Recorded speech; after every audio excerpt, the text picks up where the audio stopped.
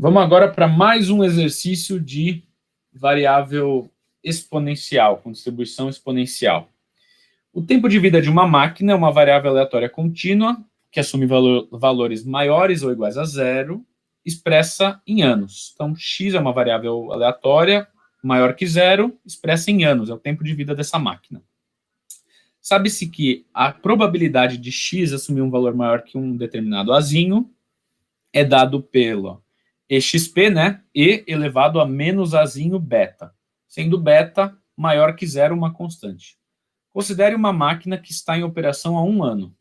Qual a probabilidade dessa máquina funcionar por mais 2 anos? Olha só. Então vamos com calma. A primeira coisa que a gente vê falando de tempo de vida, distribuição exponencial, mas a princípio você não sabe se esse exercício é um exercício de distribuição exponencial. Então vamos provar isso, ou pelo menos ter uma igualdade que a gente pode se reconfortar que é a distribuição exponencial que ele está falando.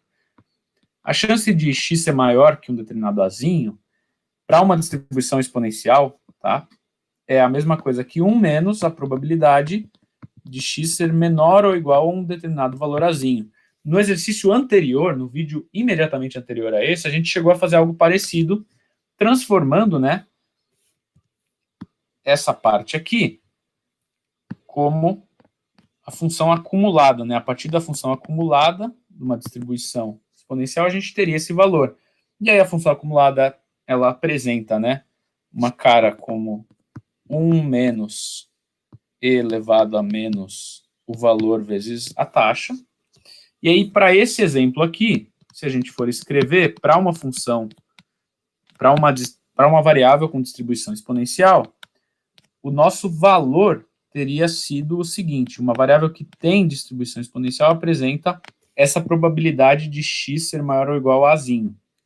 O que o enunciado nos dá é que a probabilidade de x ser maior ou igual a azinho no enunciado é exp, que seria e elevado a menos a beta. Então, muito bem. Agora sim, eles têm a mesma cara, a única coisa é que o enunciado te deu que beta é uma taxa, que a gente tem usado como lambda aqui, mas eles têm analiticamente a mesma forma, né? Então, por identidade, né, digamos assim, de uma maneira mais grosseira, mas só para conseguir visualizar que isso é uma distribuição exponencial, a gente consegue comprovar isso com lambda valendo beta, nesse caso.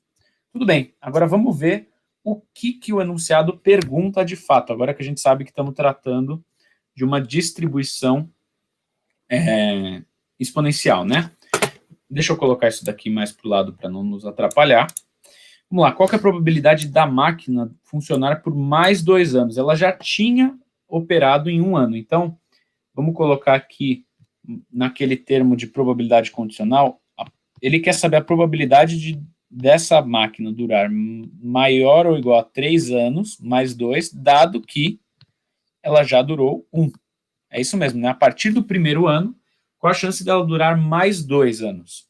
Muito bem, aqui que a gente vai ter que se lembrar e aplicar, né, a propriedade de memória, falta de memória, mais corretamente, falta de memória, dessa distribuição. Então, a probabilidade de essa máquina durar mais que 3 anos, dado que ela já durou 1, numericamente é a mesma que essa máquina durar mais que 2 anos no cenário inicial.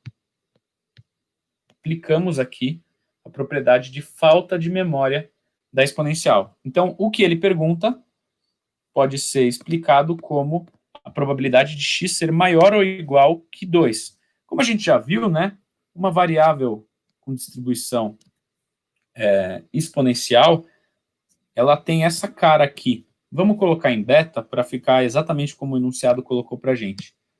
Então, a chance que ele pediu no enunciado é a chance do x assumir um valor maior ou igual que 2. Onde tinha a, aqui no lado esquerdo da tela, a gente vai trocar por 2. E é a resposta do enunciado. Então, isso é e elevado a menos 2 beta.